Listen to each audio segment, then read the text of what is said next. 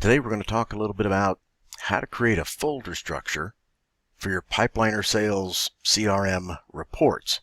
I'm just going to show you how to do the folder structure only in this video, then we'll move on to the actual reports that we're going to put in it. Here we go. Alright, first thing you need to do is, and if you'd like to pause this video as we go and go do this yourself in your own installation, that's probably a good idea.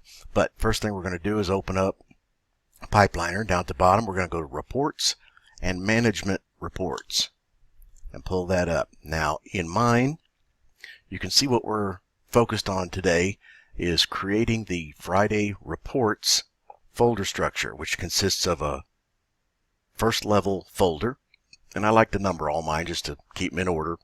Number yours, don't number yours, that's up to you. But you got a first line folder and then 1, 2, 3 subfolders. Now these are easy to create. First of all, you want to make sure that you're on all reports, because whatever you have activated is telling the system that if I create a new folder, in this case it's going to be a subfolder of sales reports, because that's the one I have highlighted here. So I don't want to do that. I want a new first level. So I'll highlight that, create new folder, and we're going to call this one Friday Reports.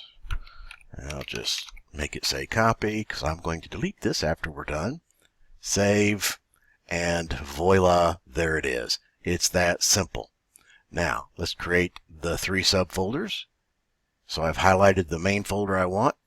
Create new folder, 1, activity, metrics, copy, save.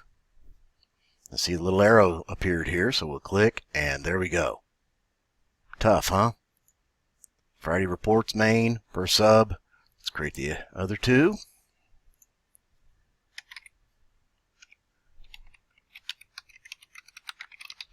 I would suggest that initially you use these names that I have, with or without the numbers, but use the names that I have, because it'll make sense that way as far as how these reports relate to the report card. And after you figure out what you're doing, if you want to rename them so they make more sense to you, then you just fire away and do that. 03 funnel metrics.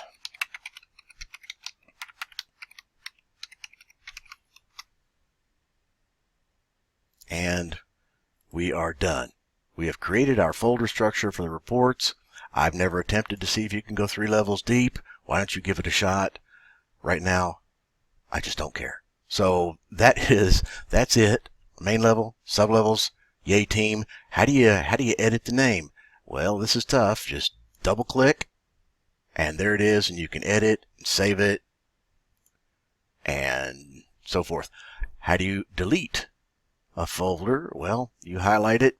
You should have the delete button as a permission. If you don't, let me know and I'll make sure you get that permission. But to be able to delete your own folders, so you created all of this is in your, or excuse me, all of this that you're seeing right now is in my installation. This stuff is not in your installation unless I've shared something with you. But let's assume I haven't. You won't see any of my reports. I won't see any of your reports unless you want to share them with me for some reason, which is not necessary. So you can only delete your reports, or I think reports that have been shared with you, or folders. So let's delete this and see if all 4 of these go away, or just the top level, or other. Delete. This folder can contain reports. It doesn't right now. Of other users. Do you really want to delete it? Actually, I don't, because I'm going to need this for the next few videos, so I'm not going to delete it now. We'll probably delete all this in the very last video. And that is it. How to set up a folder structure, how to rename it, how to delete them.